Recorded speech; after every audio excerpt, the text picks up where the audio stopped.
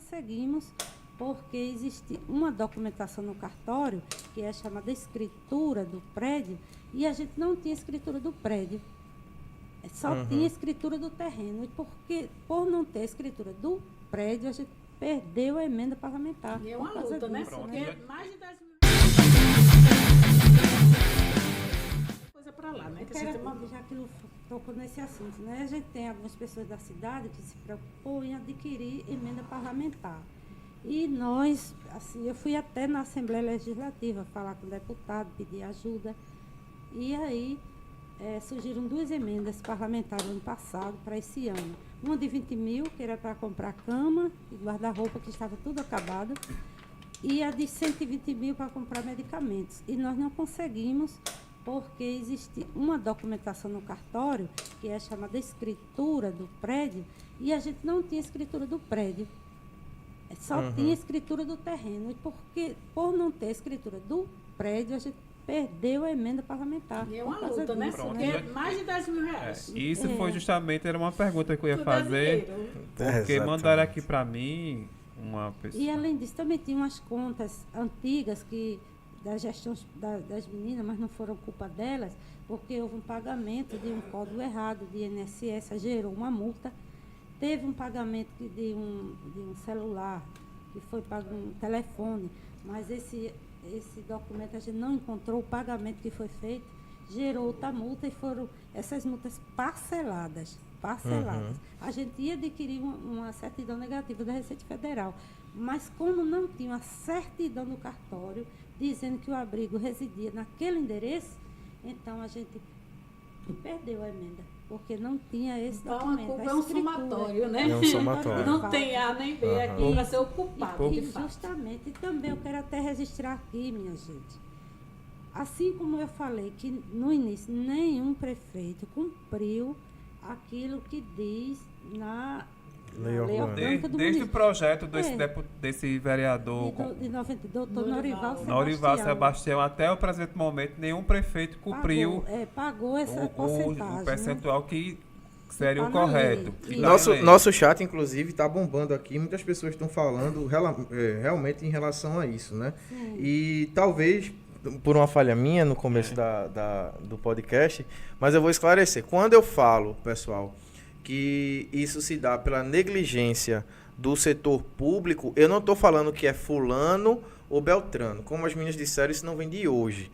E o setor público envolve várias pessoas, várias áreas. Pessoas que podiam ajudar o abrigo e simplesmente preferiram fechar os olhos. Não só como político, né, Celano, mas também como ser humano. Exatamente, pessoa, faltou né? esse olhar mais tem humanizado. O político, a pessoa política, e tem a pessoa humana também. Exatamente. Por trás, né, que poderia também ajudar. Exatamente. Não se está falando de política aqui. Quando eu estou falando de setor público, eu estou falando de um contexto geral, tá? Pessoas que passaram por aqui, tanto no legislativo quanto no executivo, outras pessoas que também tinham conhecimento da situação do abrigo e que nada fizeram. Então, todo mundo tem sua parcela de culpa, vamos dizer assim. Exato, né? Exato. É isso mesmo, Celiano, cada um tem.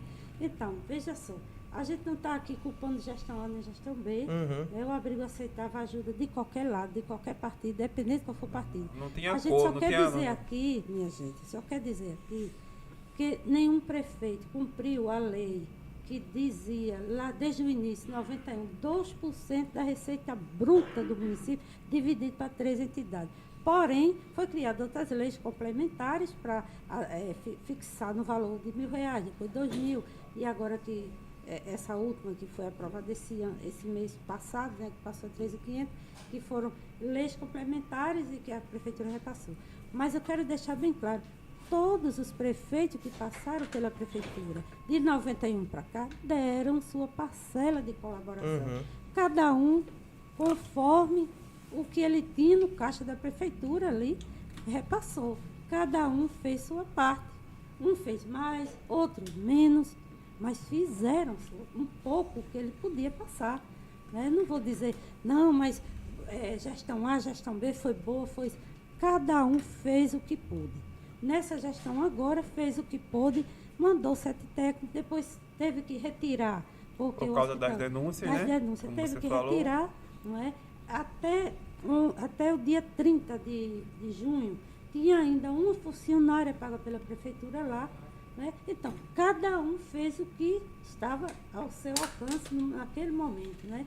Fez. Agora, lógico, e volto a dizer, se fosse pago, conforme a lei desde 91, 2% para 3 entidades da Receita Bruta, com certeza tinha ajudado bastante. Não é que resolver todos os problemas, porque precisava contratar médico, fisioterapeuta, precisava contratar, além de fisioterapeuta, Um assistente social, um enfermeiro.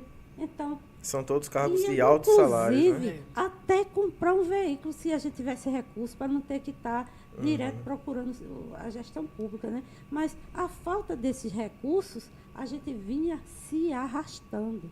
Inclusive o prédio, quem passa lá pela frente hoje está vendo, precisando de uma pintura, precisando de um reparo, e a gente sem condições de fazer. Porque se a gente só recebia 15 mil reais, gastava 18, 19, 20, alguns meses. Fecha, né? A conta não fechava. R$1.000 porque o dinheiro não dava. Algumas vezes é que dava 17 mil a nossa despesa. Mas geralmente passava disso, minha gente. Então, não fale aquilo que vocês não sabem. Eu respeito a opinião de cada um. Quem tem sua boca fala o que quer, não é? Mas tem muita gente se aproveitando da ocasião. E quem tiver assim, alguma dúvida, né, Cris? É só procurar aí a direção, né, para tirar as dúvidas. Dizendo coisas que não deve, né? Qualquer dúvida, nos procure. Está aqui Helena, que eu queria passar até a palavra para ela. Helena, quer dar uma palavrinha? E ela é a tesoureira Deixa do só abrigo. perguntar aqui, porque mandaram para mim eu acho que você até comentou sobre a questão de emendas parlamentares. E aqui teve um rapaz lá do Novo Tempo que mandou para mim que o deputado Lula Cabral enviou ano passado uma emenda no valor de R$123 mil para lá para o Abrigo Vicentino. Mas aí como foi? Justamente vocês não receberam porque faltou documento, não foi? A gente sem dinheiro de fazer uma escritura do abrigo, regularizar, porque isso tudo demora.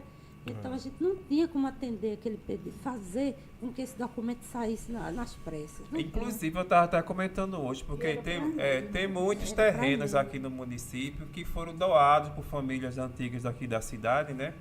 E assim, a prefeitura terminou construindo, a exemplo daqui, que eu falo muito, o Colégio Manuel Rodrigues, que foi da antiga família de João de Pontes, que doou o terreno. E quando a prefeitura vai fazer uma reforma que necessita da escritura do imóvel, né, às vezes não tem. E como o terreno de lá do Abrigo Vicentino foi doado pela família de Dr. Antônio do Engenho Retiro, então ele doou, mas não houve uma preocupação dos primeiros diretores do lado do Abrigo em criar ter esse papel de doação. Exato. E ter a escritura do terreno e do prédio, né? Exato. Até porque também quando isso aconteceu... Não tinha essa estrutura, né? E com o passar do tempo não houve essa preocupação de ter essas documentações. Nem se imaginava que isso ia ser exigido posteriormente. Nem se imaginava. Até por falta de conhecimento, digamos assim. Aí não se preocupou de fazer essa documentação, né? Então esbarrou justamente tudo na minha gestão. Né? E era um dinheirinho bom que poderia resolver muita coisa, né? R$123 mil, né? Ajudava porque muito. Essa daí era só para remédio, medicação. Só para medicamentos.